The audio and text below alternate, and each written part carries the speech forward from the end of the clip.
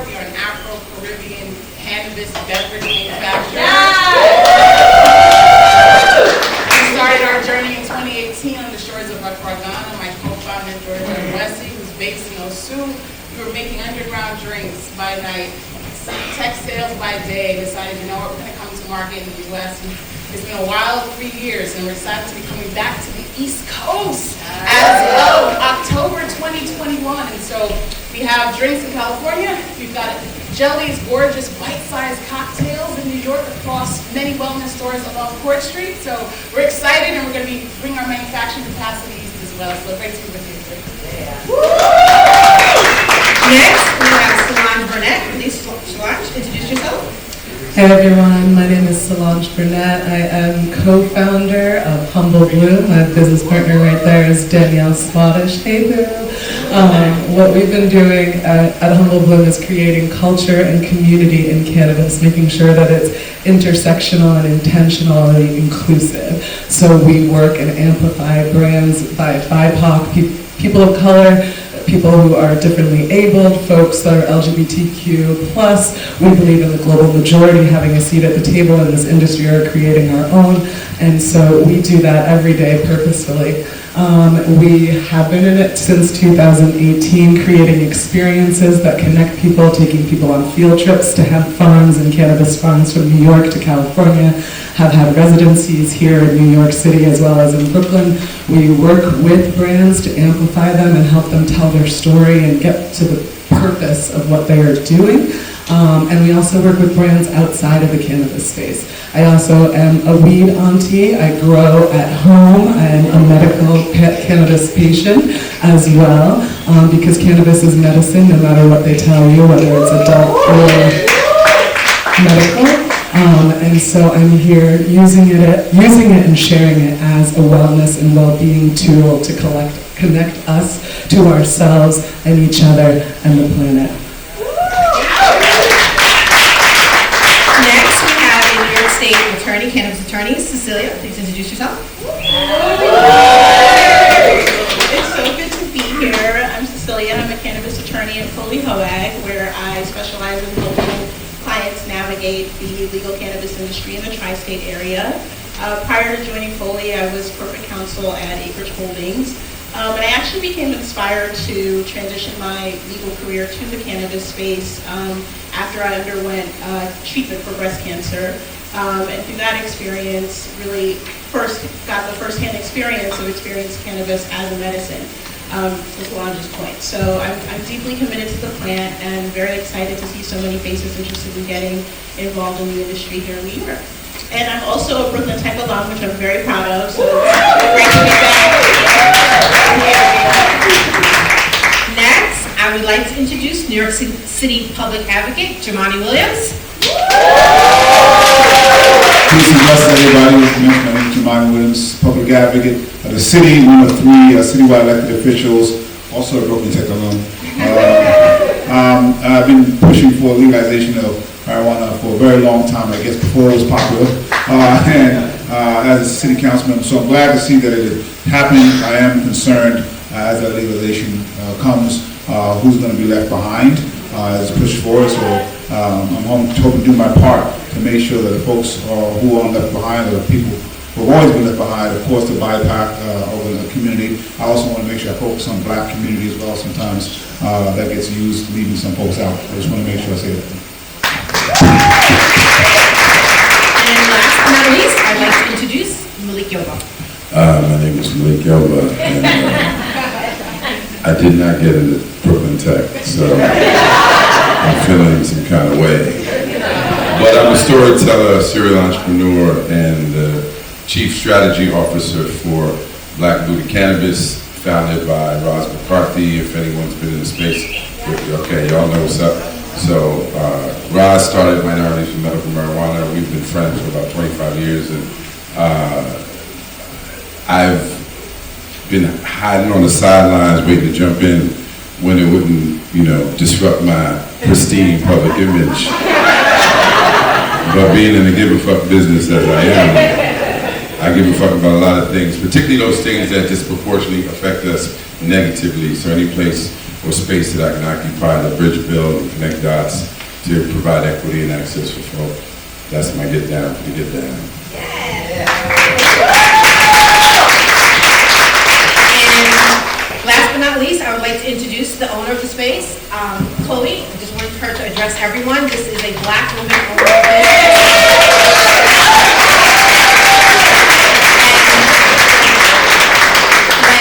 Tosi and I decided to reschedule this event. It was important for us to keep the theme of people of color, and Cloe being a very good friend of mine, her having a space in a central location, a woman in business, there was no better place. So I want to thank everyone for coming here, and hopefully you will support, spread the word, and I just want to give Cloe a few minutes, so thank you everyone.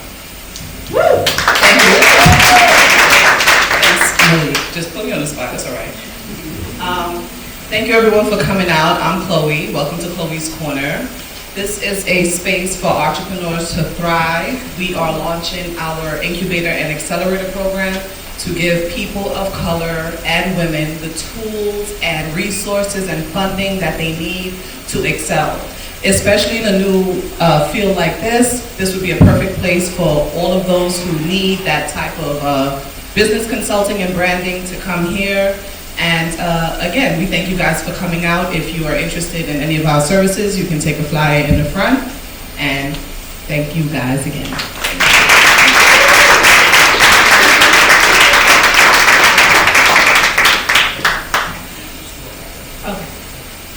Okay, and once again, just to introduce myself, my name is Anne Loren. The name of my company is called Two Chicks and Flowers. I hope to secure an adult recreation license when the regulations come out, whenever that is, and hopefully the space next door, the rent's kind of high. Community and education is very important to me. This is the fourth panel I have done in the past 7 months, panel events, and in curating this event, it was important to bring public officials, public figures, and naturally advocates and people doing the work, have been doing the work in the cannabis space, to come and share some of your knowledge, your information, your insight to people that are looking to get into the space and or looking to network. That's why we had the networking hour, so hopefully everyone spoke to someone, introduced yourself. So we're gonna jump right on in, and this is going to be conversational, right? Now there are some questions that are gonna be specific for people that have that area of expertise, but this is a conversational piece, and at the end, Tosi will take questions from you guys in the audience. So if you have any questions, we do ask that you hold it to the end, and we'll take a few questions, time permitting. Let me just say that, okay? So I just want to give you guys a little bit of statistics about Brooklyn. The demographics of Brooklyn reveals a very diverse borough of New York City and a melting pot for many cultures, as we can clearly see in this room today. Since 2010, the population of Brooklyn was estimated by the Census Bureau to have increased 3.5% to roughly 2.6 billion people. The most recent census, 2020, data from the New York City Department of City Planning showed an additional increase of 2.3% for a total of approximately 2.7 million and counting residents in Brooklyn alone. If the boroughs of New York City were separated, Brooklyn would be the third largest city after LA and Chicago.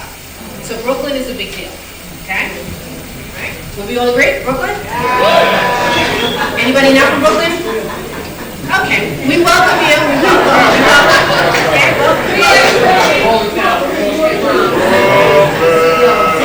We won't judge you, we welcome you. The Bronx? Yeah, man, me now, we're talking about the Bronx. Yeah. Can you guys hear me?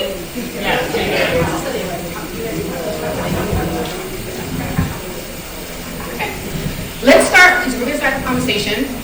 I'm going to start this can be open to anyone on the panel, this is not specific. Okay, so let's start with acknowledging the relationship between cannabis and Brooklyn. The impact of disproportionately targeted, prosecuted, and incarcerated people of color in Brooklyn have left some deep-rooted stereotypes with our community. We want to refrain from the definition of cannabis, what the definition of a cannabis consumer is. This is, like I said, addressed to anyone.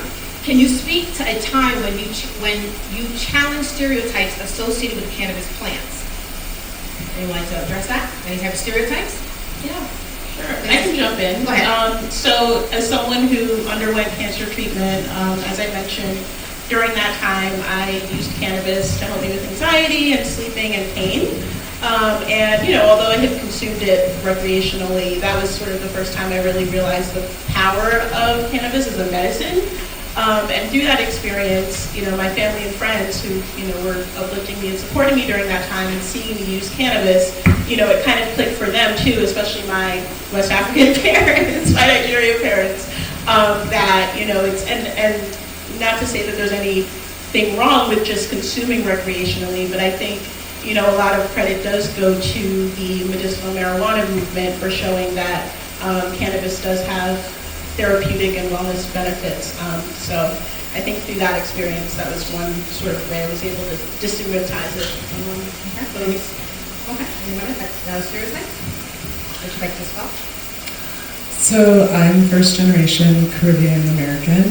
My family's from Grenada and Dominica. Yeah. Got my family out in Long Island. And then my family in Boston. And there is a lot of stigma because of colonization and what has happened to our mindset around plant medicine. And what we realize when we look at this cannabis plant and all other plants, that this is indigenous to our culture. Growing up in Grenada, my family had a plantation. They grew all kinds of fruits and vegetables and produce. There's no organic labels. There's no fresh labels because it is all fresh, because it is all gorgeous and grown from the earth with these practices of care. And so when you have this mindset of, yes, plants are health and here to help sustain our bodies, but you have colonizers and people telling you that plants are wrong, it's voodoo, it's not something you're supposed to do in order to fit in. I grew up in Newton, Massachusetts, and playing sports. So there was a lot of stigma against being able to use the plant as medicine and as a healing tool.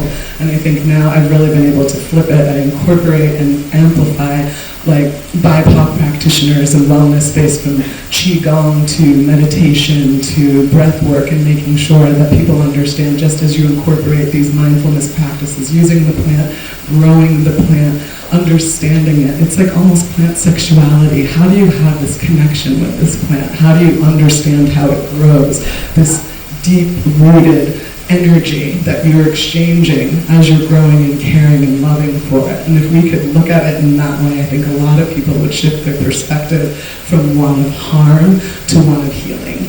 Thank you. Jumaane. Yeah, I just had a big Grenada because my friends from Grenada got some spice, and we got a new prime minister. We're very excited about that. But just growing up, the definition of what a pothead is and who a pothead is and what that means. Just if you walk by a group of folks and you smell it, what that means to the people who are smoking. And usually what it meant was worse than if it was black and brown folks who were using it. You always described even worse than if it was other folks. And I was growing up, because I got older, finding out that the white population used it at the same rate or worse or even more was very surprising to me based on what I saw as negative stereotypes in the media and what people repeated time and time again, and also who sold it and what that meant. And so when I was in the council, people told me not to, but I admitted that I sold it for a little time period when I was in high school. And what that would have meant if the draconian laws had caught me at that time would have changed the trajectory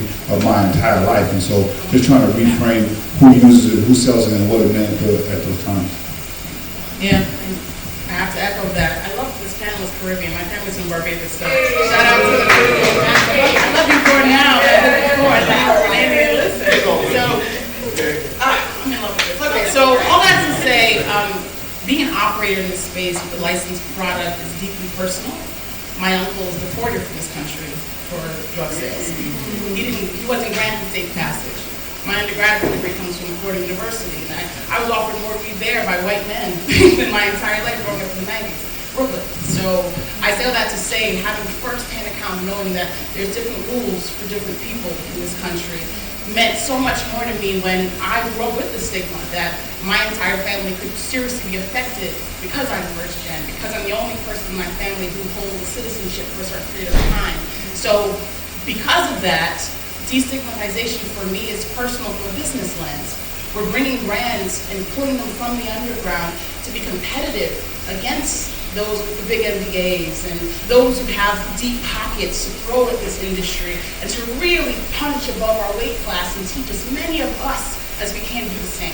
And what that looks like across multiple states, what that looks like from an investment perspective, and to be taken seriously.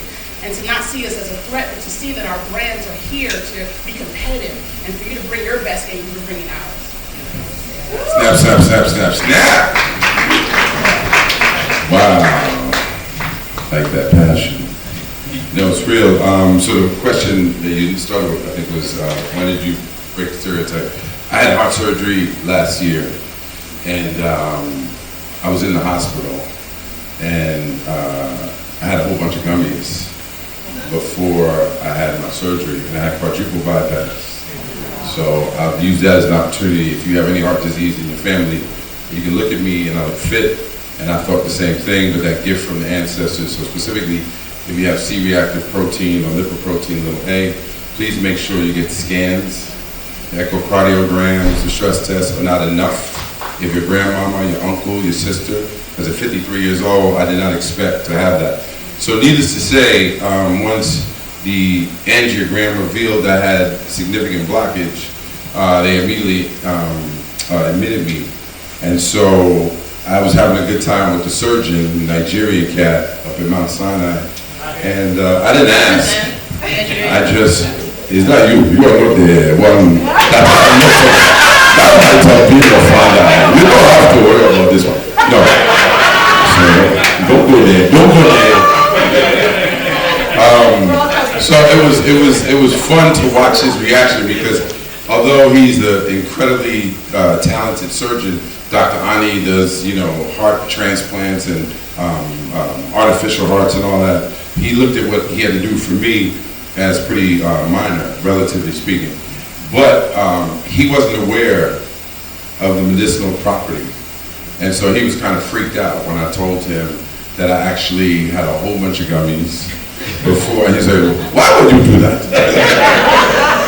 I said, "Bro, I'm about to have heart surgery. I'm a little anxious." So, and the recovery is excruciating. And just to be able to sleep and get through that, I definitely OD'd on a whole bunch of gummies, but that was the first time, like you with your cancer, that I actually, aside from consuming cannabis my whole life, or since I was a teenager, I never looked at it as a medicine. But you mentioned it's like sex. Yeah. Is that the reason why we used to smoke before we had sex?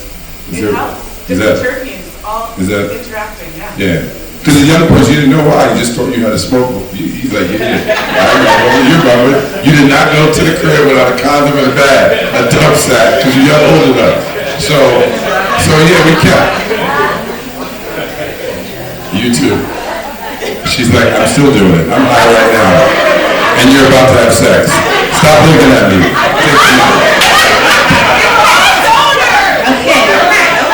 Everybody's awake. Thank you. On to number two. I'm going to ask Jumaane if you could call this to you first, and then I'll open it to the rest of the panel.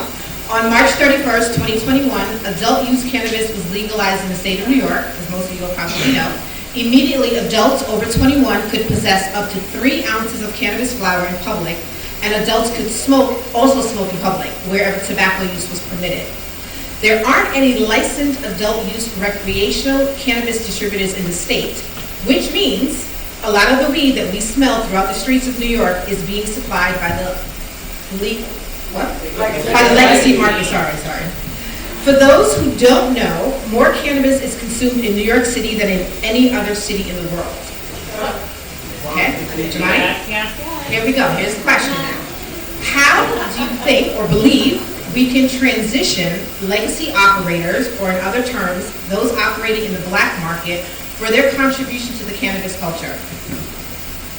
Okay, well, I prefer the term underground market, but I mean, it's important because those are the folks who we should be, I think, aiming at first, but those are the people we're trying to exclude. And so that's a big problem for me, because obviously, and we see that not just in the cannabis market, but just in people in survival markets in general. If we can recognize the skill set that it takes for them to do what they're doing in the underground market and use that to apply this to this new market, it'll be great, because people have to eat and they have to survive. So if you block them out of this market, they're still going to find another market to try to survive, and then you're going to criminalize that. And so this goes on and on and on. And so we, praise people like Jay-Z and his entrepreneurialism, but then we kind of look down upon the people who are inspired by his music. And so there's some hypocrisy there. And what I'm hoping to see is that you have to intentionally put a mechanism in place to let folks who have been harmed by this access it. So it was incredible. The first iteration of this bill excluded anyone who had any criminal history. That's when they first put the medical use in, which was just crazy, because those were the people who helped the market move along and were criminalized by it. But what it also means is we have to not just say that folks can use it, you have to make up for lost time and lost ground. So you have to put funding in so people can learn what they need to learn to get it. You have to put money in because they're not going to have access to the same seed money that is going to be available. You have to put money in to make sure they understand how to operate the back office, because they've never operated back offices. So you have to do a lot of things. You have to put money in for bonding. You have to put a lot of things that intentionally focus on the people that you are trying to leave behind. And what we see in this gap right now, because we haven't had the regulations, is, the legacy market, underground market is filling the gap for everything that's there. I do think we have to regulate it, make sure people understand what you have to do. But when that happens, we can't just leave all those folks out. And I'm worried that, I know what I've heard from folks in Colorado, some of that happened. And I want us to learn the mistakes that happened there. And we can do that here in New York State. But there's a lot of people giving they're salivating for this to happen. And they have all the money and connections to all the high-ranking elected officials. So we have to make sure it doesn't happen. Yeah, sure. So, I completely agree, and I think there do need to be clear pathways for the underground market to enter the legal market. There have been advocates that have put forth certain proposals that, we hope get passed. For example, tax amnesty for underground operators, trying to remove the requirement that operators show sort of like the source of the capital that they're going to use to operate the business. But the reality is we can't sort of kind of wait and depend on that. You kind of have to start thinking about a plan B. So to that point, I really think it's important for, well, one, I have to say this because I'm an attorney. I don't advise continuing to sell in the underground market, since it is technically still illegal. That being said, if you are going to continue to do so, I do think there are things you can do to sort of prepare yourself to be sort of ready to apply in the legal market, and to also, if you're looking for investors, appear to be more attractive to outside investors. So that is keeping financial records, and setting aside money for your state and federal taxes, which I know is not exciting or sexy, but it's sort of the practical reality.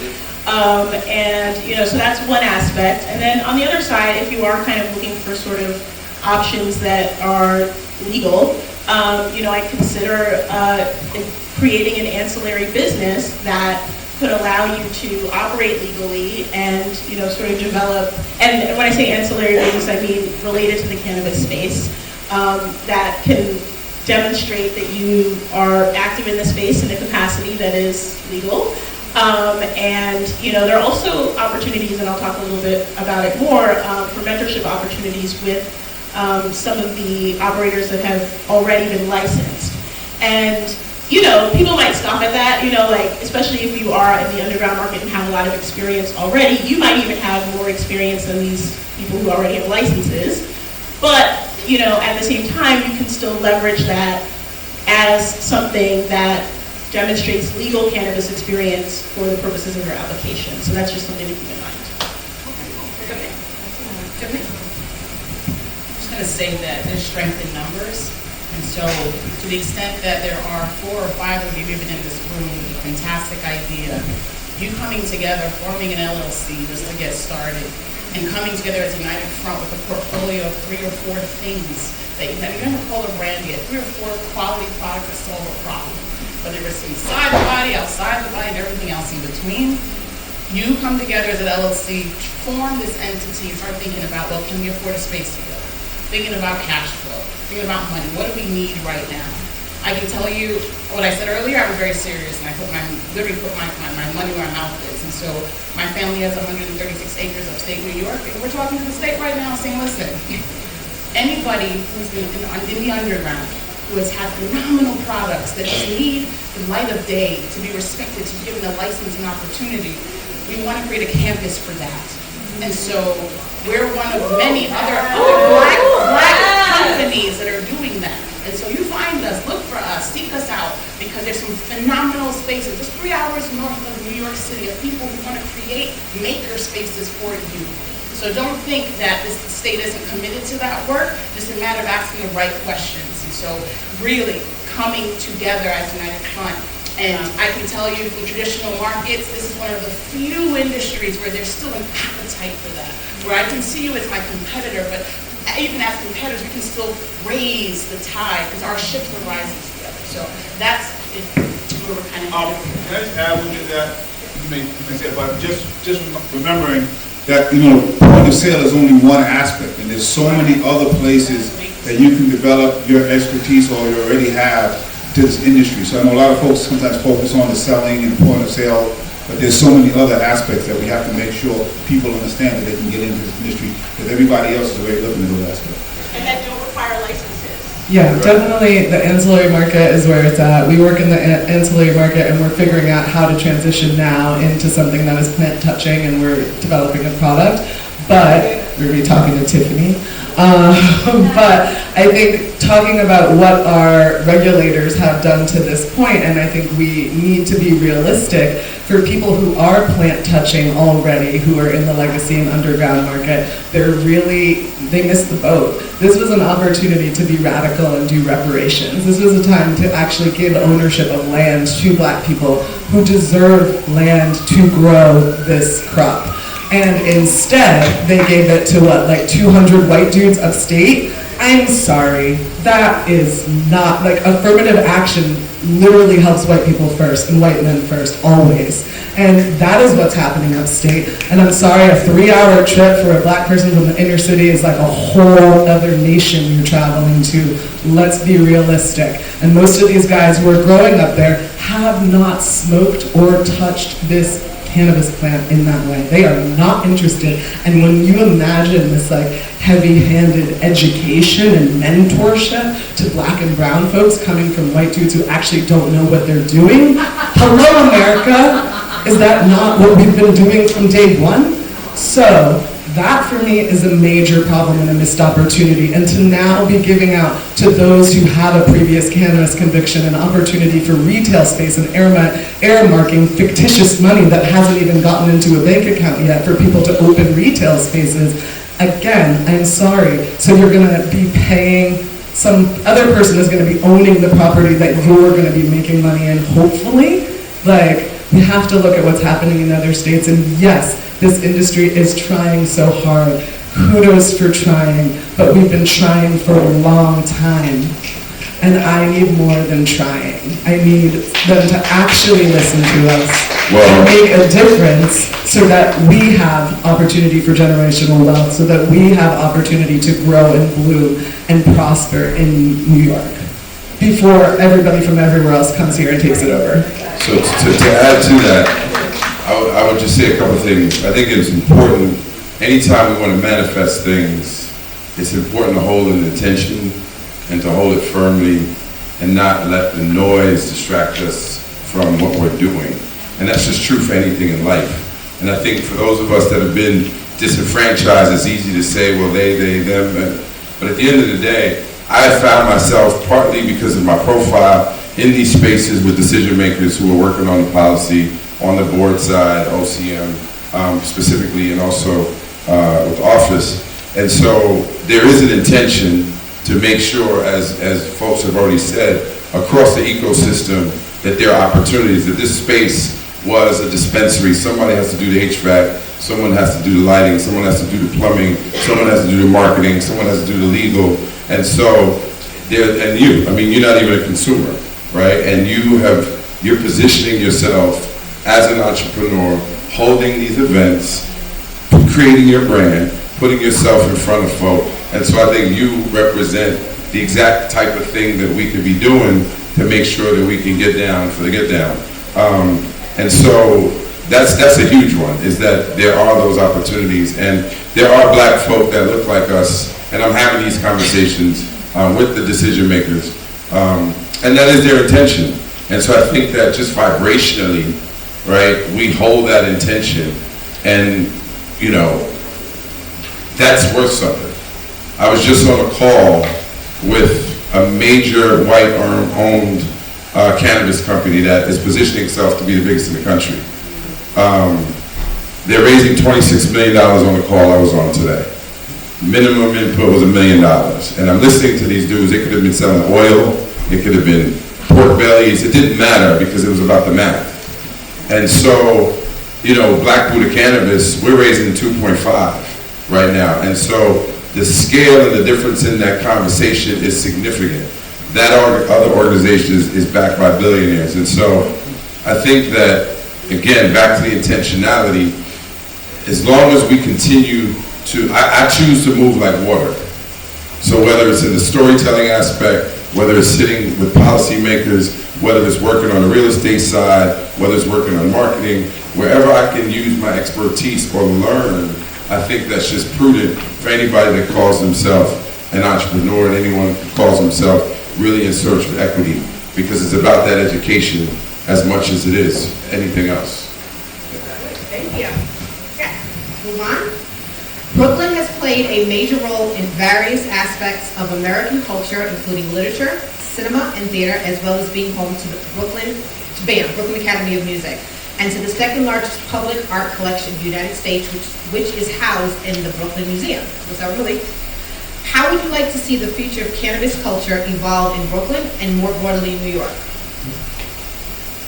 Well, personally, like I said, on the real estate side, for me, I do development, so that's one lane, making sure, like I have a young man, he's in the back somewhere, I don't know if Ron is back there, but this is a young man who was just as involved at 16.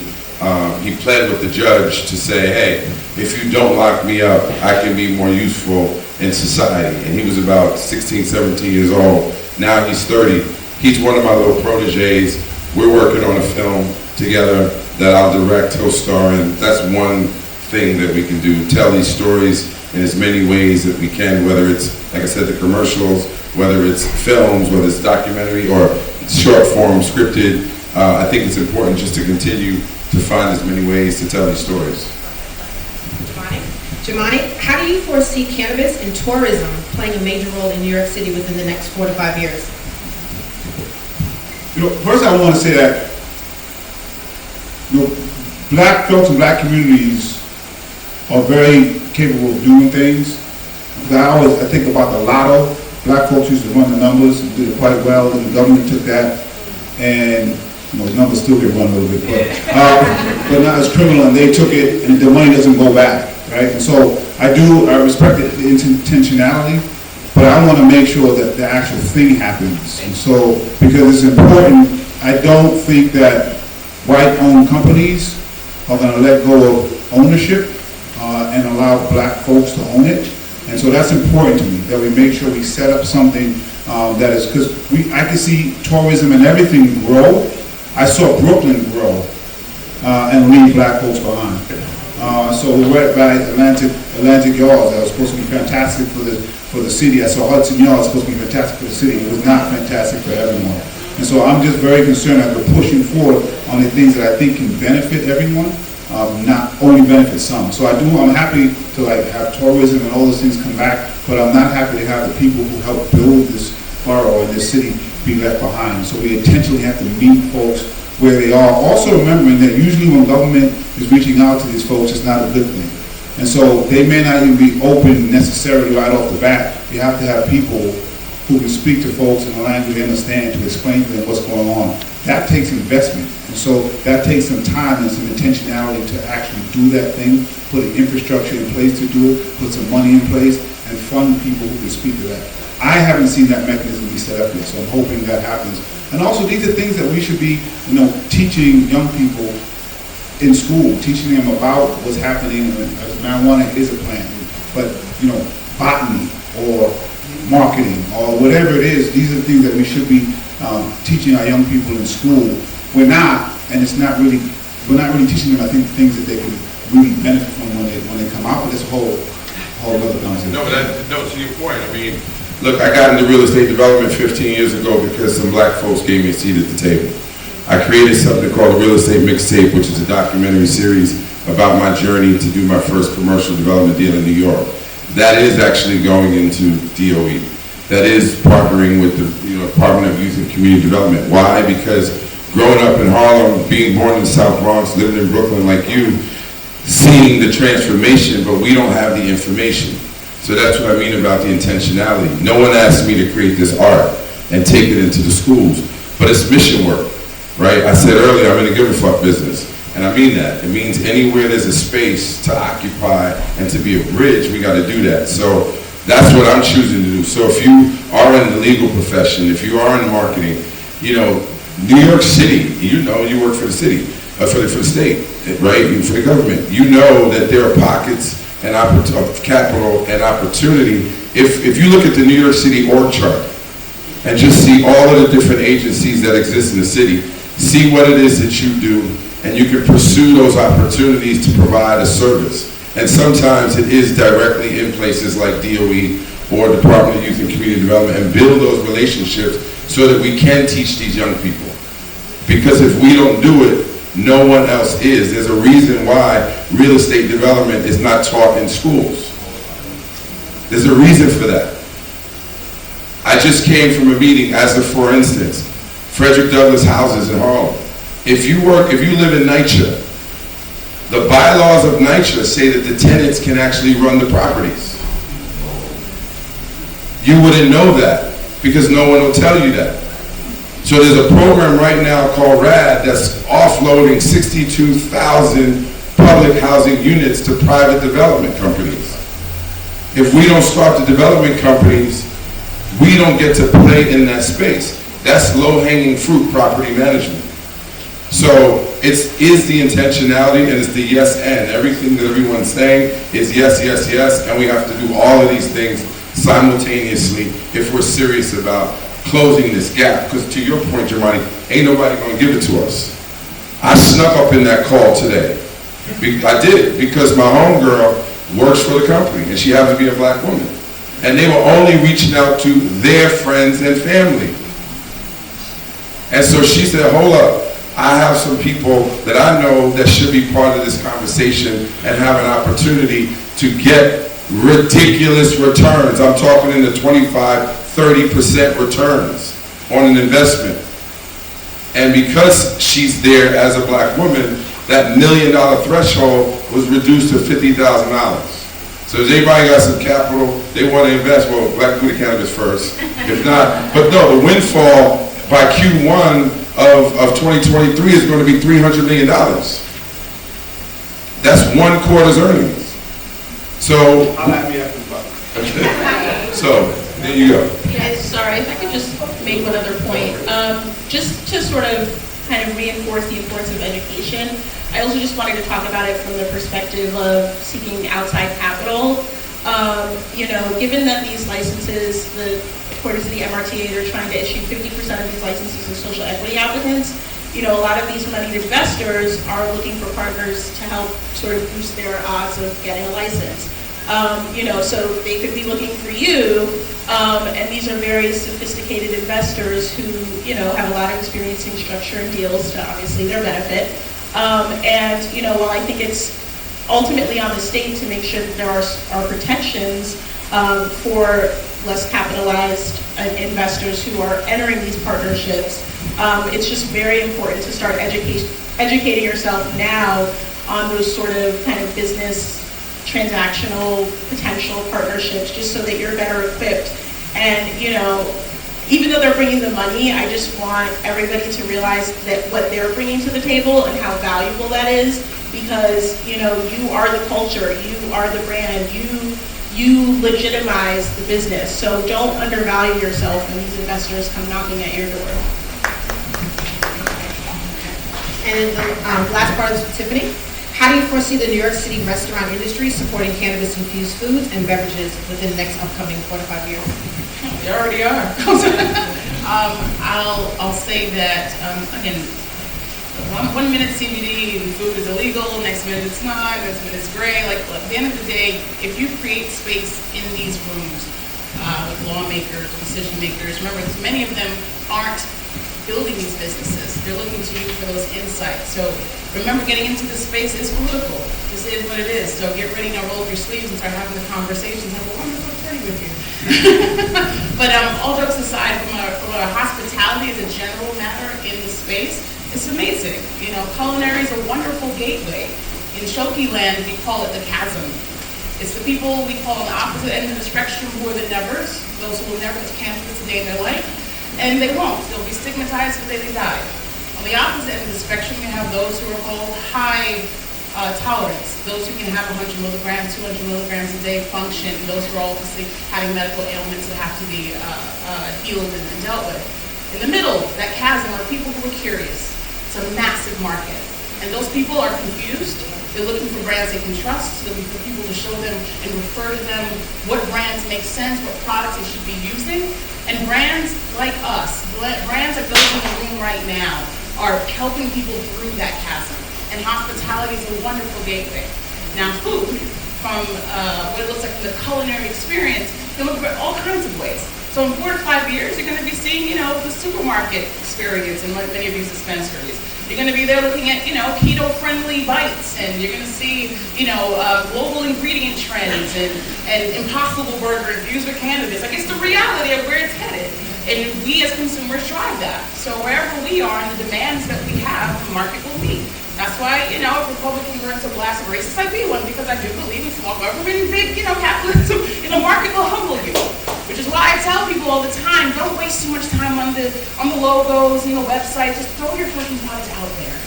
The market will tell you if it matters. It will tell you if it's answering a problem. Just put it out there.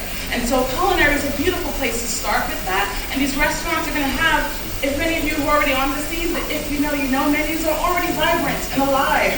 And that will continue to be a trend. The same way non-alcoholic, sober curious movement is.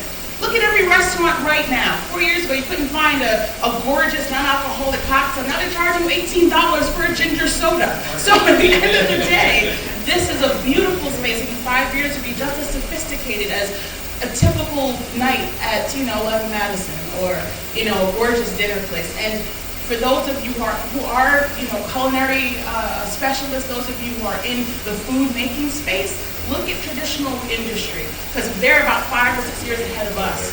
So where they are is where our brands will be. It's going to be a glorious place. But restaurants, it's a hard business. Now you're going to pepper that now with cannabis, now you've got regulation. And so unless you're someone who's going to partner with folks who are going to build out that consumer experience, that culinary experience, knowing what the traditional business of restauranting is, just know that you've got to build that anyway. And in 4 to 5 years, it'll be just as sophisticated, just as cutthroat. And we know those of us who are in the restaurant space, some of them don't live past 18 months, especially in this competitive space as New York is, even though it's literally a mecca. And so I feel that to say it's going to be big, but there's going to be big winners, and there will be big losers. Thank you. All right. Public Advocate Williams has another engagement, so he will be leaving, so if we could please give him a round of applause. Thank you so much. Thank you so much for all the work that you do in New York City. Actually, okay, I just want to thank you for all your work. Thank you for coming. coming. I know the scheduling was a little hectic from the first event, so we will continue. We keep asking for another engagement. Yes, sorry about that, and thank you very much, and all the panelists. I just want to make clear that I'm happy when people eat, white, black, brown. I want everybody to thrive. What I don't want is some people to thrive on behalf of other folks, particularly when those people have suffered the most. And I'm very concerned that that is what's going to happen, and looks like it's being put in place. So we have to continue to push and be very loud. And to your point, I did want to say, the first thing we should be pushing at is trying to own whatever space it is that we're trying to get to. We should try to own that. But I don't want to undersell the ability that some people are going to be looking for people to I guess, validate what they're doing, because that is going to be a space, unfortunately. But what I have seen in MWBE world, when it comes to mostly real estate, they'll use these companies just to get the contract and then drop them. That's a problem as well. So we have to make sure that you are speaking to an attorney, make sure whatever you're doing is airtight, and do not undersell the expertise that you're bringing to that company, and make sure you're compensated for it. Thank you so much. Please That's a perfect segue into thinking about the opportunity for growth in the cannabis. The goal is to open the doors of the industry as wide as possible and make it inclusive, equitable, and beneficial for all, particularly those from communities marginalized by cannabis prohibition and its unequal enforcement. Currently, there are conditional cannabis licenses issued by the OCM, the Office of Cannabis Management, if some are not familiar with the acronym, the conditional adult use retail dispensary, conditional cultivator license, conditional processor license, and cannabinoid hemp retail and distributor license. Cecilia, can you speak a little bit more to what has been published by OCM, who is eligible to apply for these licenses, and what we need to know about the application process? Yeah, sure. So New York is something very unique that we haven't really seen in any other market, in that, you know, they issued this bill with all these licenses in it, and then after the fact created several license classes that are not in the bill, that, you know, you have to meet certain very specific criteria in order to benefit from. So as Solonje pointed out earlier, there's the conditional cultivator license, and the window for that license is closed, and they've so far issued about 200 more. I believe they're still reviewing, so we'll probably have more. But for that license, you had to have already been a hemp grower in New York. I believe you had to have had your license before January 1st of this year in order to be eligible for that license. And so that's one. And then there's also the conditional processor license, which has a similar requirement. You had to have been licensed as a hemp processor in New York prior to January 1. They just opened the application for that last week, and it closes at the end of August. And, you know, the interesting thing about those licenses is that they do have a requirement that every licensee is obligated to establish some sort of social equity mentorship program, as Solonje mentioned. There hasn't been any sort of guidance issued yet on what those programs look like, but, you know, so TBD on that. And then there's also the conditional adult use retail license, which is particularly fascinating. We haven't seen anything like this in any other market, because what's unique about that license is, one, so, you know, in order to qualify, you not only had to have been convicted of a marijuana offense prior to the implementation of the MRTA, or be a spouse, parent, guardian, or child of someone who has been convicted. You also have to have been operating a business and show net profits for 2 years, which is what I believe quite an onerous requirement, but the state believes that they'll be able to have about 200 of these folks. And what's interesting about that license is that if you're awarded a license, you will be placed into a fully built out dispensary that has been selected by the state and leased by the state, and you'll be required to, it's not a grant. You'll be paying it back in the form of paying rent, so subleasing from the state essentially. And, you know, applicants will be able to rank the areas that they want to be in, but again, there's no guarantee that that will be the case. And, you know, in terms of, so the regulations that have come out for this particular license are still proposed, so we don't have final regulations yet, which is interesting given that the conditional cultivator and conditional processor licenses did not go through that same process. So, also another interesting tidbit. Take with that what you will, but listen, it pays to be a powerful lobby, okay? We'll leave it at that. But so that license, given that the regulations haven't been finalized yet, we don't have the application yet. But based on the proposed regulations, you're going to be required to submit quite extensive disclosures about the structure of your business, who has ownership, who's funding the business, where's that money coming from, information about your conviction. You'll be required to most likely submit your certificate of disposition, which will have,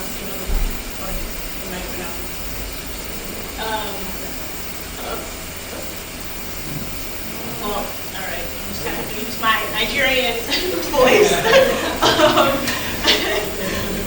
So you'll be, required to provide information about your conviction, as well as where you were convicted and where you were living at the time of the conviction, because they're also trying to target areas that were disproportionately harmed by the war on drugs.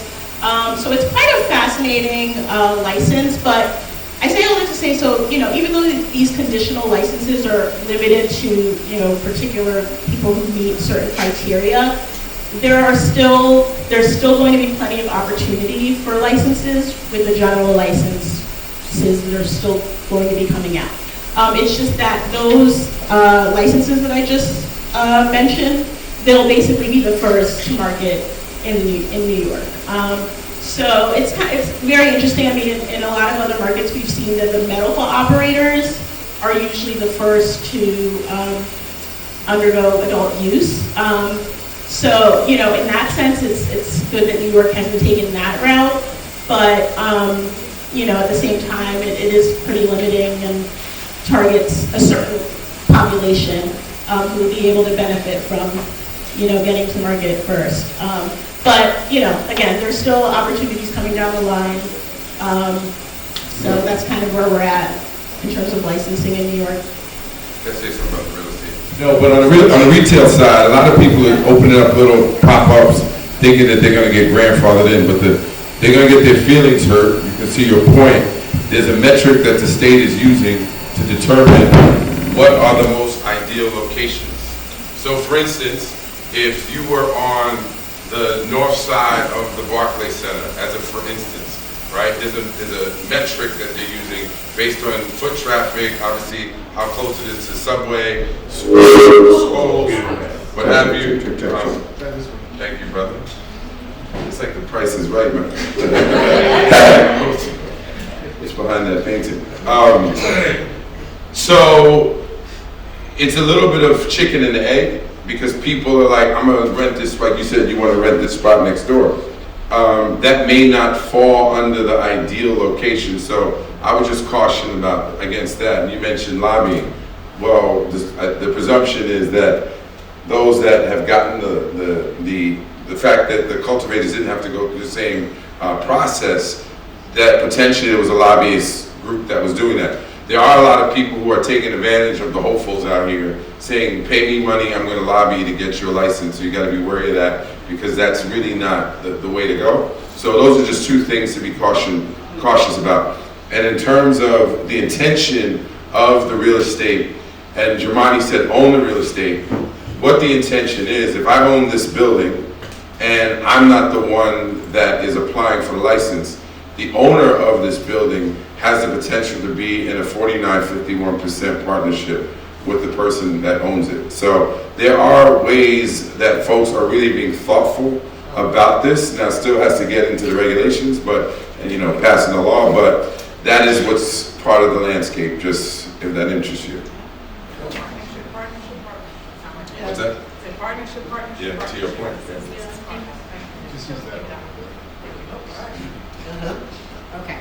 Okay, as we mentioned before, Tiffany is the owner of a CBD beverage brand. So I would like to ask Tiffany if you can speak to how you were able to start. Is it Shoki?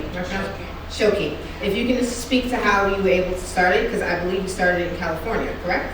No, so 2018, I went to Ghana to spray champagne for my nipples. So I worked about 28 weeks that year. I come from the energy infrastructure project finance space. So I spent the last 15 years helping middle-aged white men get a lot of money, specifically in toll roads, Mozambique, Lane Railway. And so when I went to Ghana, it was to hang out, spend time with friends and family. And when I was at a bar called Kiki B's, to be specific, who would then later become my co-founder, a guy named George at Westy. He's a tech sales guy by day, but he was making a drink called Pussy Monster by night. And this was, Oh, wait, what was it called?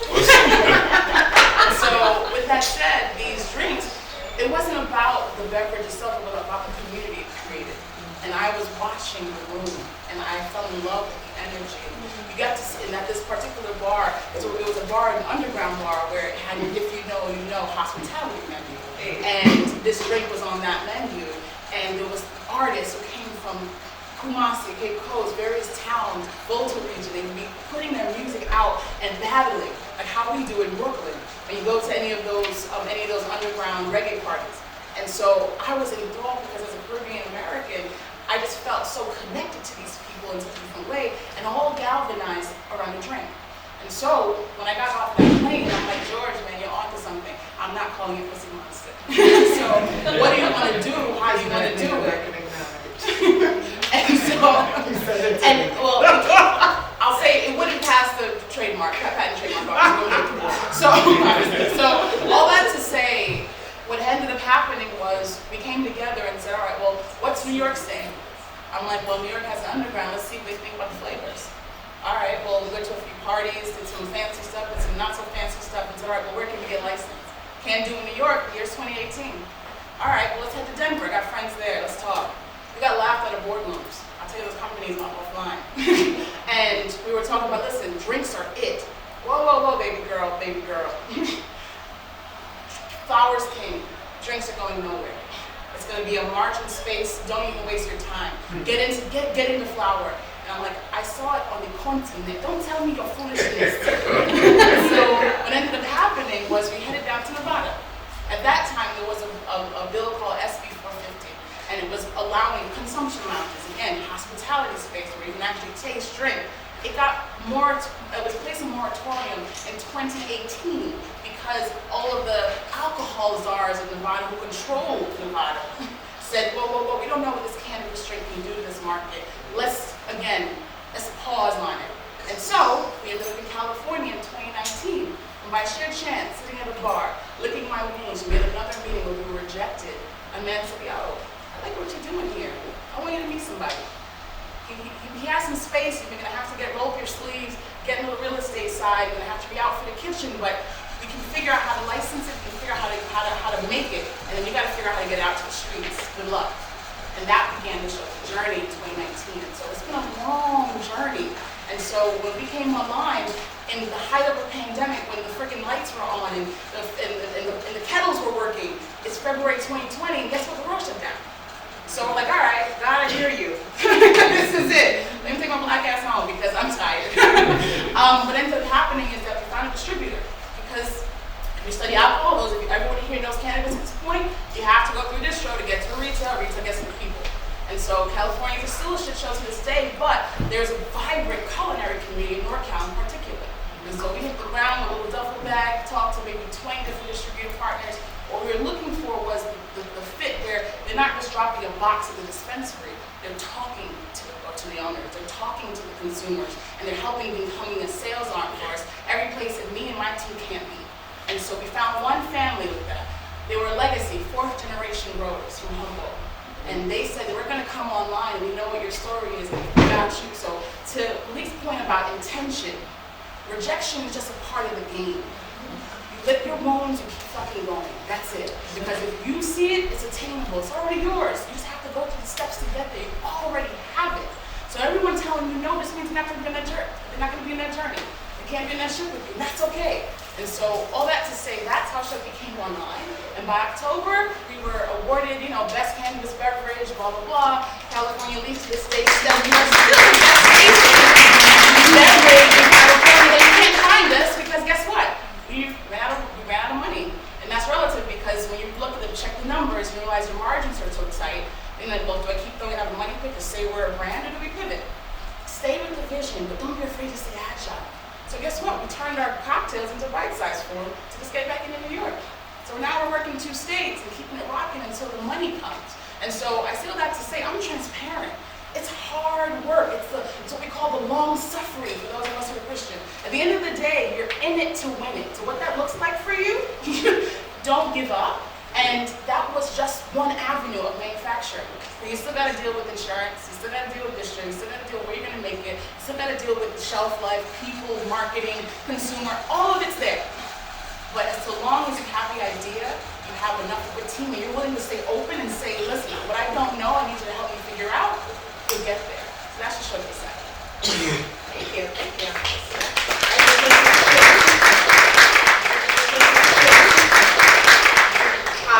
You guys can hear me, right? Solonje, you spoke earlier about the benefits of growing your own weed and being a weed auntie. Can you please just elaborate a little bit more? Because currently the regulations are being written to determine how much weed one can grow and where. Can you just elaborate a little bit on that? Your perspective? So there are rules, and I'm a rule breaker for sure. And literally, I think the rules right now are medical patients can have 12, of which 6 are flowering at a time. 6 are flowering at a time. If for a family of 2 or more, and for an individual, I think you can have 6. I have 9. And I have a grow tent in my apartment. I am now taking a closet and making that into another space because I have to transfer some CBD THC hybrid into that space so I can go on the 12-hour cycle. So she is figuring it out as she goes along. But what is really magical is the community. To reach out to growers all over the country. Literally folks that have major grows like Will from Magic Hour Cannabis, or Astor Farms, Julia and Sam, like literally reaching out them, DMing them, girl, what should I do? Bro, I don't know what's happening. This is happening. Where should I do? What should I get for this? Steve Pham here in New York, like literally reaching out to the people who are there, and you find that community as you're cultivating, and people care and want to help you grow. And for me, as I said, it has become such a healing mechanism, not even ingesting the plant, just being able to grow it and watch it. The shit's alien. It grows so fast. It is so sensitive. It is like, you get why it's a feminine thing, right, honey? It is blooming, it is growing, it is sensitive, it is like, there's a pest over here, my leaf is changing. It is the divine feminine in front of you in action. And like, to be a woman and be in your power, or a femme and be in your power and cultivate this plant, there's only 2% of farmers across the country that are Black. Full stop. Not just in cannabis, farmers, landowners that are able to cultivate crops. We want to talk about owning buildings, but we do not own land. We do not have space. So to be able to take agency and autonomy and authority to be like, I'm going to grow this plant in my home and do what I want to do, and then share that with people, share that medicine. I have a whole bunch of plant nannies that like when I go away and I have to speak somewhere, I'm visiting family, like they show up, they got keys, they're watering my babies. I'm like, they're sending me videos, they're doing video calls, like, girl, I'm here in your apartment, what do I do now, you know? And it is something for me to cultivate community within my community and then outside, like all across the world. And it also, I'm a content creator now. That happened in the pandemics. People started listening to me. I don't know why. Oh, Black people mattered for a second. And they were like, girl, what are you doing? And people have started giving me money to talk about my plants. They literally, I've got sponsorships with Seedsman, that's based in the UK and Spain. They've sent me a whole bunch of seeds to be able to grow plants. I just had a call yesterday with ProMix or Nutrimix that's based in Canada, because I was speaking in Toronto and they heard me talk about this holistic way of engaging with the plant, not just for profit, but for healing, for purpose, for understanding who we are as humans and how we engage, because we are part of nature. We are not separate from nature, we are nature too. And we need to engage with these plants in a way that is sustainable. It's not just about throwing a bunch of lights in a place and having a mega grow and having the most high THC content and whatever it is. It's about how is this gonna heal all of us? How is this gonna heal me? And like when I had my first my first harvest. I came back from San Francisco and I couldn't get a PCR test like last year. So Christmas Eve, I was harvesting my 2 first plants by myself in Bushwick. The joy. Mariah Carey blasting, literally saging the place, the reading, the YouTubing, the figuring out how to take care of this plant. It's like a lesson in taking care of yourself. So I really highly advise everybody, get a seed. If you get one, like that you get in your little legacy pack, you know, you get an eighth and there's a little seed, see what happens. I have friends now that are sending me pictures and videos of their plants that they've started and asking me questions about what they should do, what medium to grow in, what lights they should get, what kind of tent they should get from. Is it okay? Does it smell a lot? And let me tell you, it actually doesn't smell that much if you don't have like 30 plants in your basement, you know? Thank you. We don't tea. Okay, all right, we're winding down, okay. So let's talk about reparations, right? Reparations are defined as the making of amends for a wrongdoing by paying money to or otherwise helping those who have been wronged. The U.S. cannabis industry's economic impact could hit roughly $130 billion by 2024. Statistics show that between 2010 and 2017, marijuana-related arrests of Black and Latino people were 8 times more than they were for white people in New York City. That doesn't even capture the entire impact of cannabis prohibition in the BIPOC community. So we'll start with Tiffany. No, we'll start with Lee here with that. Do you believe the cannabis industry should be used in some form of reparation for the Black and Brown and Latino community? What's your belief on that? I would say to that, go to the smallbusinessadministration.gov and look up 8A. There are federal procurements, there are federal contracts available for us, like the property management thing I just talked about, that no one's going to promote. So I say this is actually not cannabis specific. This is money and opportunity specific. So if you're an entrepreneur, there's federal dollars waiting for you right now that in Biden's administration took from 5 to 15% of the set-asides. So go after money that is existing in the federal government right now, and you can use the revenue from whatever business it might be. If you're in the food business, you could be doing catering for the U.S. Army. Those are $1 million contracts. There's billions of dollars sitting in the federal government and the Small Business Administration waiting for us. So when we talk reparations, it's not always coming from where we think it's supposed to come from. The real reparation, back to the education and the information, because if you know where to look, you're not going to be focused on, I deserve this over here, when there's a whole pot of opportunity over here that no one's up on. I don't see anybody pulling their phone out. Small Business Administration, 8A. Look it up, do the research, go down that rabbit hole, and if you want to get the follow-up, because you have to get some mentorship to go through that, holla at your boy. You can DM me, holla at me, and that's what it's about as well.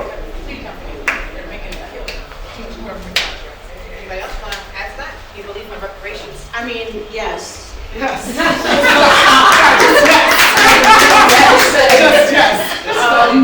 I believe in reparations generally, but I think particularly in the cannabis industry, it is pretty damning that there are still people who are locked up for this plant while people are making millions. It is disgusting, quite frankly. So yes, I believe in reparations, free everybody, and give them money too, period. You already know, I already said it. Yeah, it would, in a perfect world, it would be great look, it's home for me personally. My uncle hasn't touched foot in this country for over 20 years, right? And so, you know, it would be nice to see, but the bigger question, especially for those of us who are already operating in space, is the patchwork attributes of this business and how, though we are the United States of America, each state is its own republic. It's, you know, the real power holder are those in local governments in those states.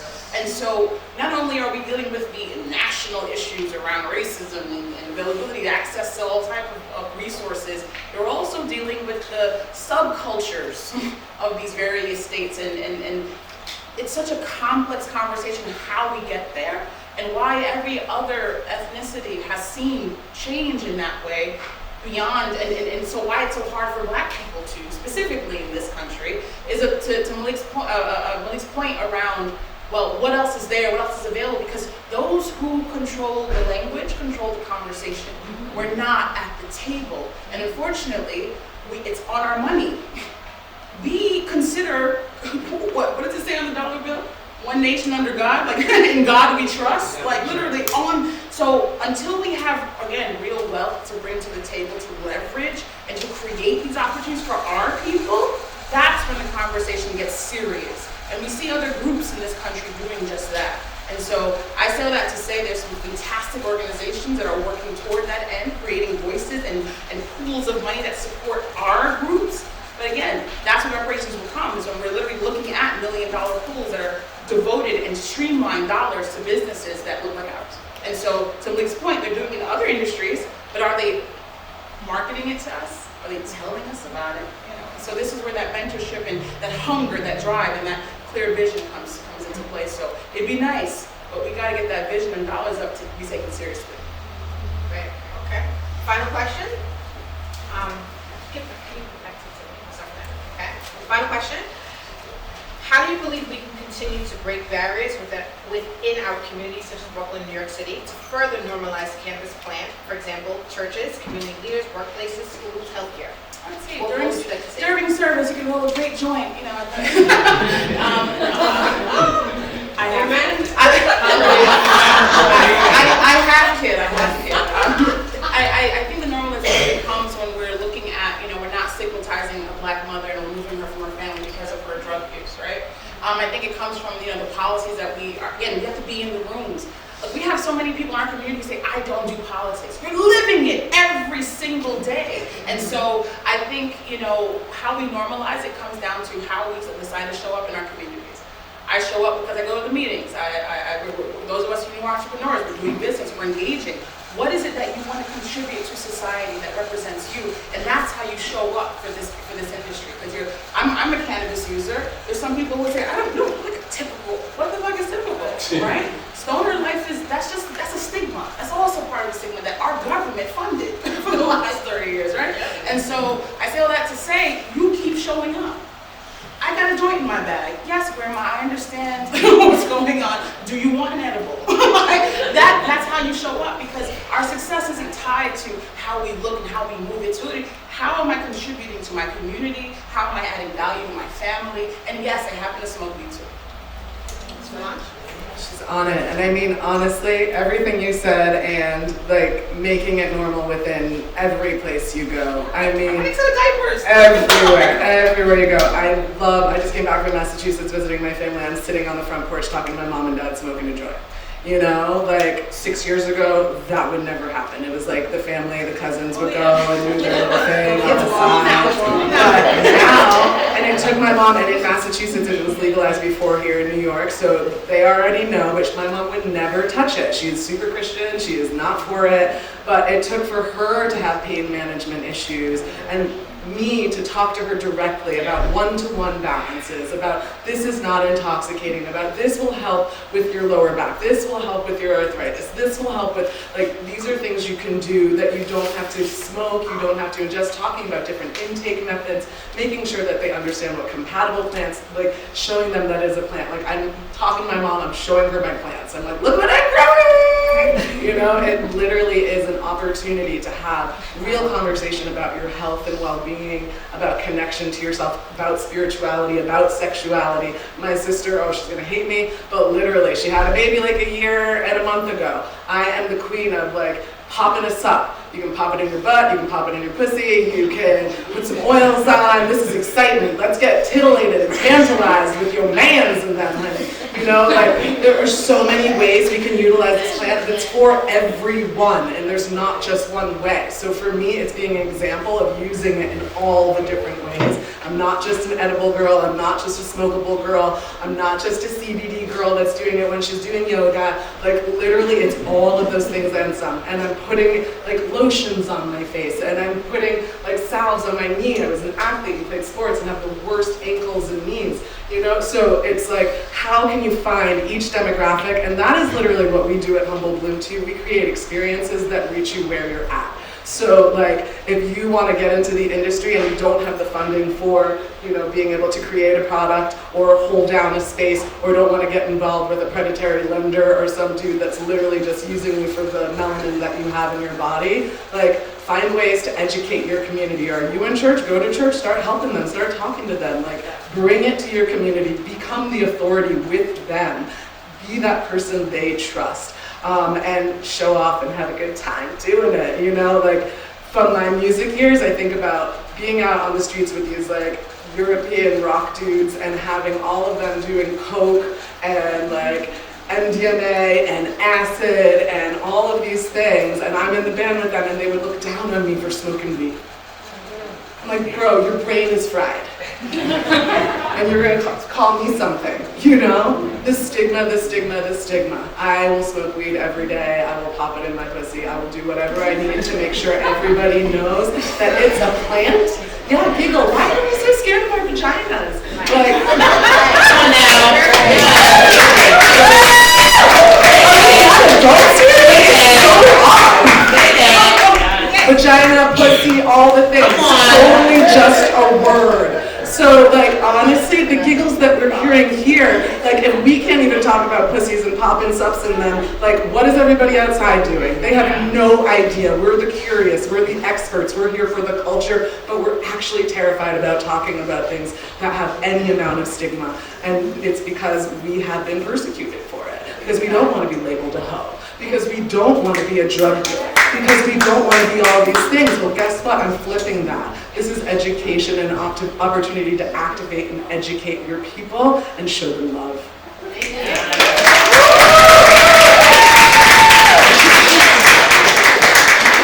don't really have anything to add. I was just going to say, I would love to learn more about these suppositories.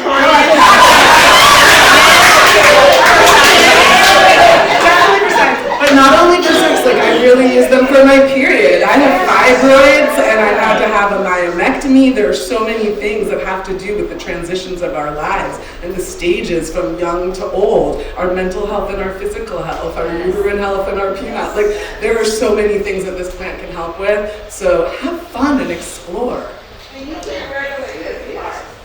I'm gonna go have sex with my pot plant. I'm jealous that you get to pop it in your monster, your pussy monster. I thought they got rid of that name. She's sitting right here, Solonje the pussy monster. No. This is I don't have anything to add, but everything Solonje said and then some. Snap. But thank you for the day. Thank you for this invitation to be part of this conversation, and that's all I got. So we should give it up for our lovely panelists today.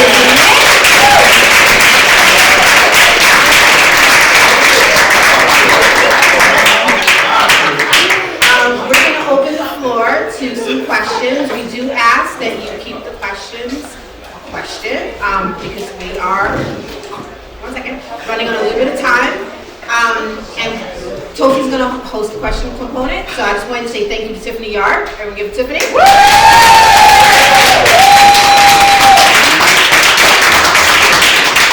Solonje, Burnett.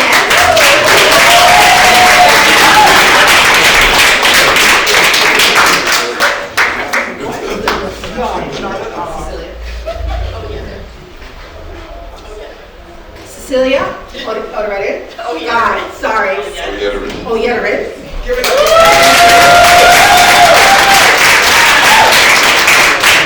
And Yoba.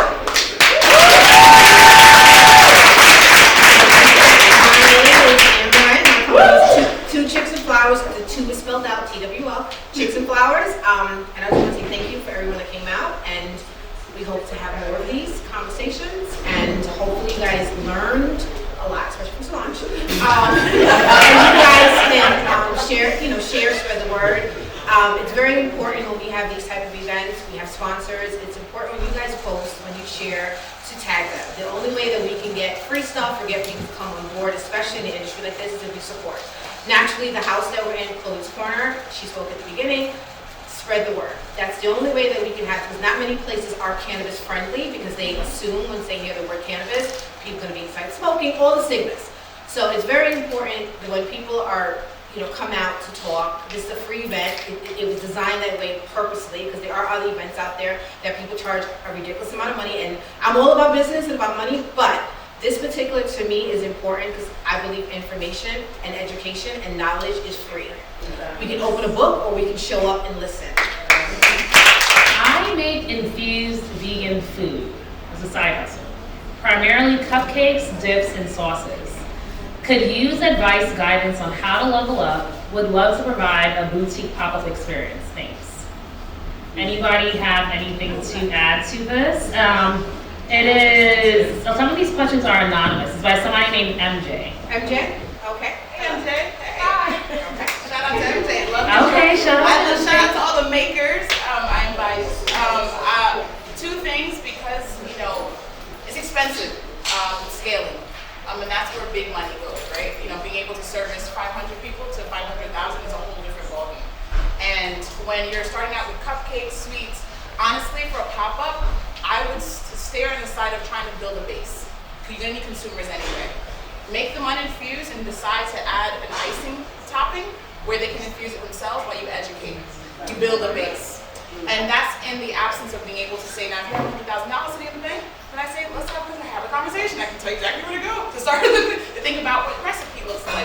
Where do you want to start? What does the distro plan look like? Happy to have that conversation, but when you're starting out and you want to prove concept to see what works, which flavors have the most traction, where you have the most velocity, where velocity meaning the same customer comes back 3 or 4 times to that one thing, and you got a hit, all right, I'll make 20 more of that. That decision comes from trial and error. You need time to do that. You need people to get to know who you are. And you look amazing and you're gorgeous. And so I'm like, hey sis, you are the face of your products right now. And I want to know more about you, know more about your cupcakes. So when you do that pop-up, that's the experience you're creating. Rinse and repeat that for 6 months. And you're now going to have an Instagram following with DM orders for, hey, I think I want the infused version. You got me. And until you get to that place, and then again go for a license, find a partner, and do all the things, that's where you would start. But again, that's just my 2 cents. How do you plan? I would assume this might have been for Jumaane, but I think we can all say something on this. How do you plan on combating the negative effects that cannabis addiction is having on African American teens and youth while advocating for the same community? So that's a Cannabis who? Addiction. Cannabis, yeah. So that cannabis addiction is having on African American teens and youth while advocating for the same community. Yeah. So we do. It's a deep question. How much time we got? That's double-edged sword in that conversation because, again, from a scientific perspective, think about what addiction is. At the end of the day, your mind is still developing until about age of 25, right? So when you're obviously using any type of product, whether that's even coffee, whether that's anything with literally sugar, salt. Look, salt kills more black people than most, honestly. So all that to say, again, I have kid, the conversation around what substance abuse is and how it affects the physiology of a young person is a big conversation around health access to quality food scarcity in certain neighborhoods, and so to kind of pull that and relegate that to cannabis is unfair. But I understand where that conversation is coming from. And so on the other end of that sword, again, my 2 cents, take it or leave it, on young people, age 18, 17, yes, you have too much of anything, it is error, it's excess. And so if you got a 16-year-old who literally has a test the next morning and they're rolling up weed because someone thought it was cool, and you at home are scaring them into continuing the process as opposed to having conversations saying, hey, when you're old enough to have a glass of wine, like any other damn thing that's regulated anyway, then you can have that. Oh, that's grown-up stuff. Kids can understand complex truths. Okay, and so and again, I borrowed that terminology from a wonderful psychologist, and I love that because at the end of the day, you can tell a kid don't touch that beer, you can tell a kid don't touch that cannabis, and still say when you're old enough to understand it and build it into your lifestyle as a medicine first, then let's have a conversation about that. But I don't want you to be afraid of it. So that's a big conversation. But I'm going to stop there because I'm running time. Okay, thank you. Thank you so much. That was a great answer. I think. plain and simple education makes a big difference, and teaching people about the whole plant. But you feel like give your kids Big Macs every year. Okay. Talk to me. So we have another question, which is, should gentrified data be included in defining an impact community? So I think that's touching on something. Should gentrified data be included in defining community impact? So I think it speaks to the landscape of Brooklyn changing, and with impact areas, the complexity of that. So that's how Let's sit down. Anybody? I mean, if you're still using, I think using the data of arrests related to, like, historically related to marijuana convictions, I would think that even if you're still capturing gentrified areas of Brooklyn, I mean, the reality is people were still getting arrested in Bed-Stuy for cannabis, even if Bed-Stuy looks very different today. So I just think that historical context is important, depending on whatever data point, but I would use marijuana arrests. Marijuana arrest as the indicator of how much harm has been put into a certain neighborhood. So I guess you guys are kind of just seeing how complex, the cannabis industry is with coming up with regulations. There's so many different things to consider. And keep in mind that studies are biased by nature, right? Absolutely. All of them. And so, we're thinking about these studies that are informing lawmakers, informing regulators, and which is why when you have these open sessions, you speaking up means so much because you get to unpack those. You get to cancel many of those studies that are saying one thing about a specific demographic and bring it to the true narrative. That's wrong. That's not what happens in Brownsville. Actually, this is. And those things get actually recorded. And honestly, for those, again, the cupcake maker in the back, it's a great opportunity, it's a marketing opportunity, because if you go in an open call and you say, hi, I'm representing Cupcake Company LLC, and this is what I'm saying about this community, you now got an actual trail of your contributions to the community, which you can feed into your event. So, just keep going, keep going. That's kind of a really good segue into this question. Cannabis is legalized, and it's time to set up the team.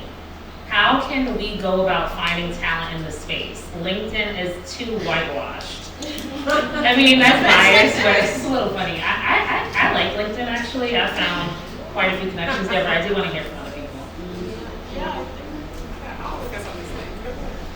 Setting up a team, what's important. Going to events like this, meeting like-minded folks, networking. Just like, I'd say any other industry, that's growing and building. There's literally in the city alone, there are like 5 cannabis events a week, and that's probably a low estimate. Yeah, I'm sorry, at night, you're right, that's a very low estimate. So there's definitely, plenty of events to go to meet people, and as you keep going, you see the same people, so I think just putting yourself out there, going to events. Invest in the memberships. Shout out to Minority Medical Marijuana, Roz McCarthy. She was a fantastic national platform that gets you seriously into rooms where there are those who are decision makers, people who are also at the grassroots level, name the spectrum, and you have access to those people. So it's really the legwork of, though I do have very specific ideas on LinkedIn for the sake of time, for someone who doesn't want to be on LinkedIn, that's your choice, right? But if you're not going to be on LinkedIn, you have a lot of legwork and a lot of organizations and a huge calendar that can get expensive for going to conferences. So being mindful of that work, that's what you have to do, and to set yourself a serious schedule. And then target people. These are the 10 people I want to meet this year. How do I get there? That matters too. But then again, that requires, again, I can come back, I couldn't agree more, intention. What do you want to accomplish, right? And how do you get someone to take you seriously is how clear your vision is. So that's how to do that from a networking. And energy is constant.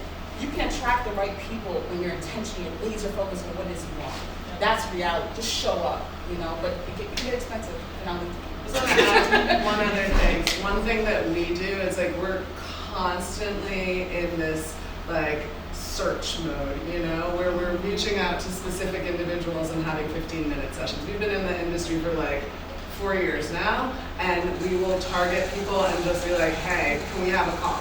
we want to talk to you about X, Y, Z. And people are willing, they want to share, they want to hear what you're up to, they want to understand how they can help.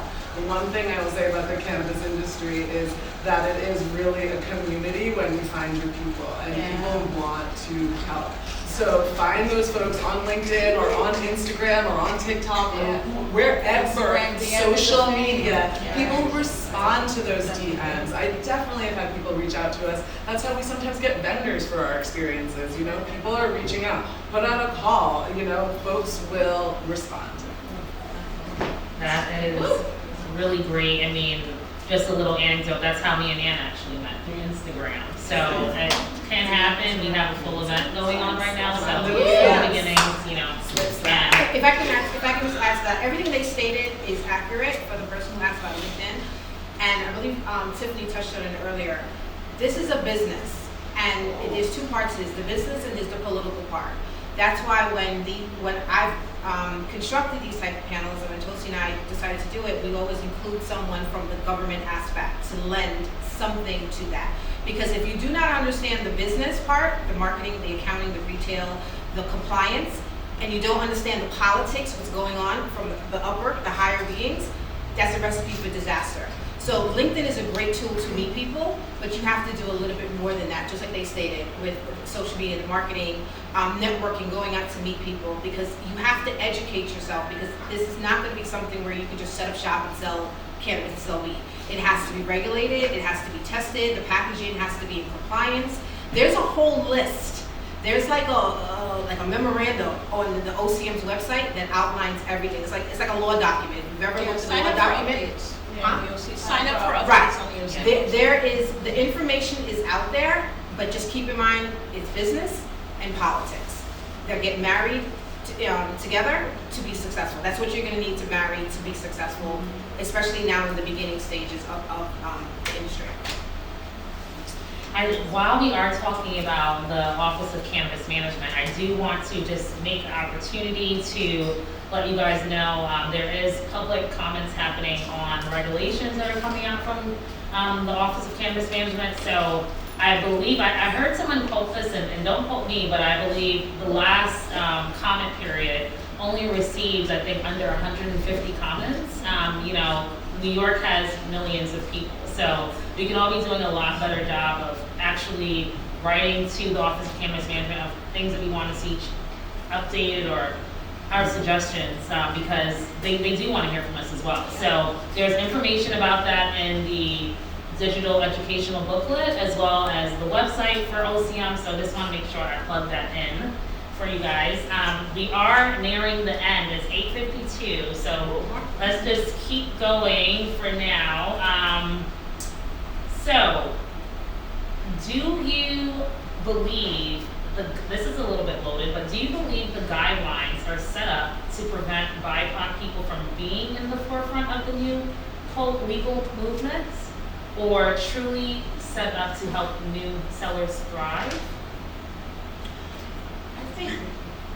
I mean, again, I feel fortunate that I'm able to have these conversations with decision makers that are like the folks in this room.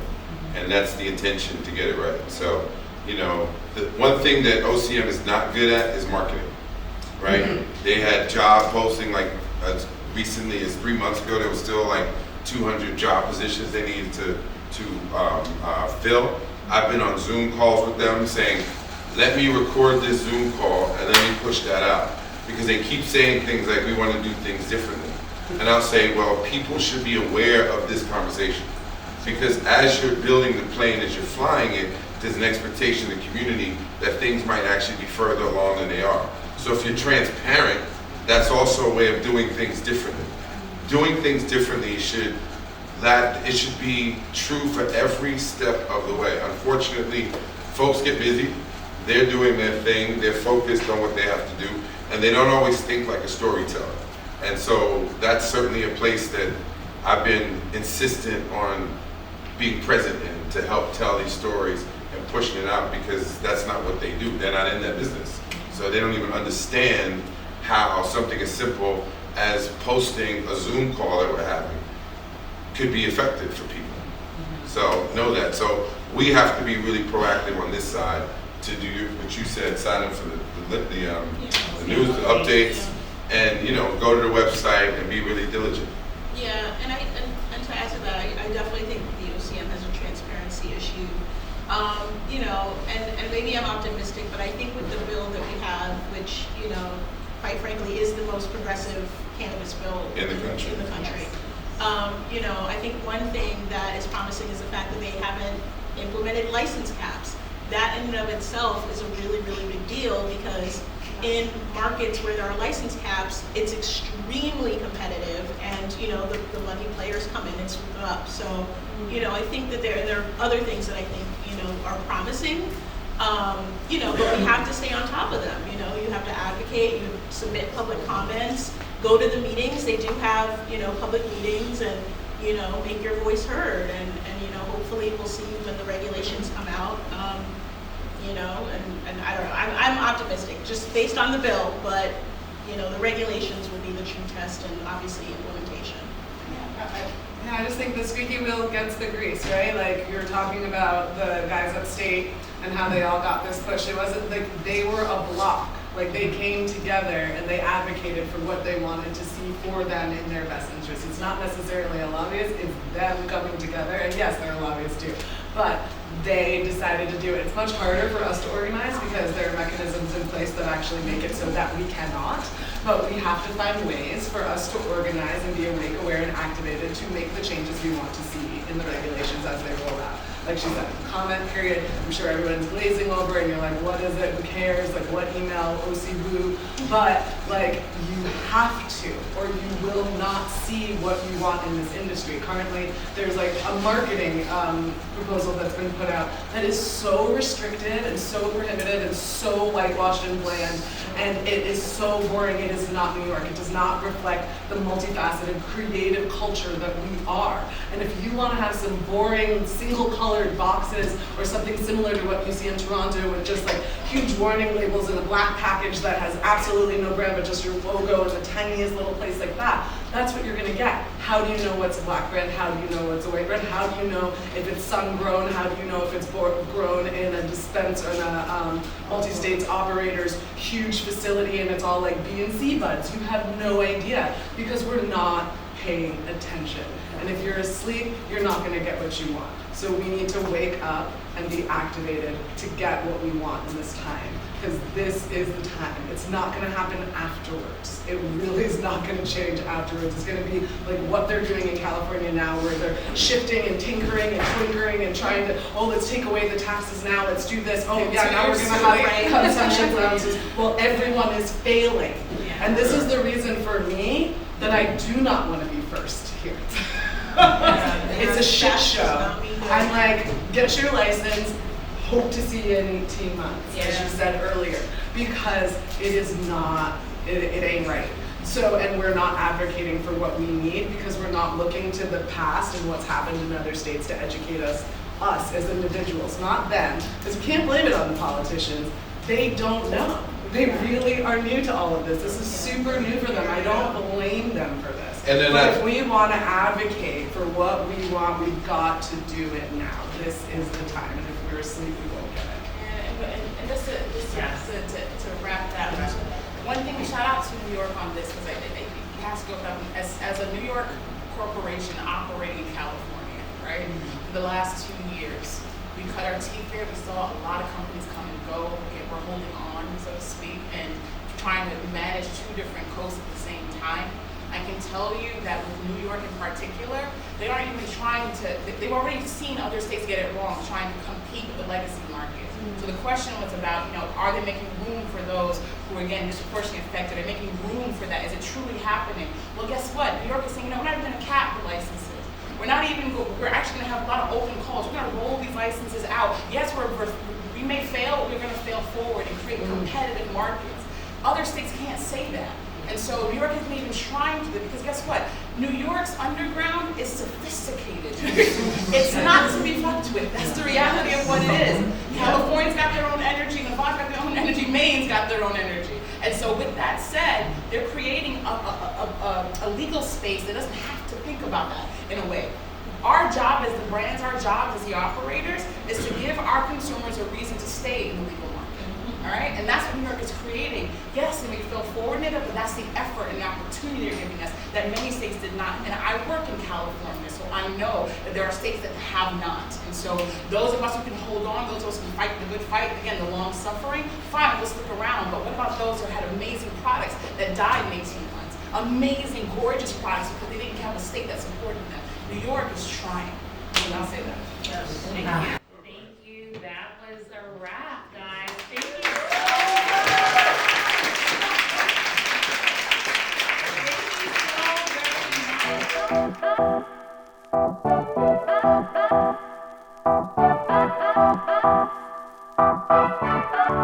much.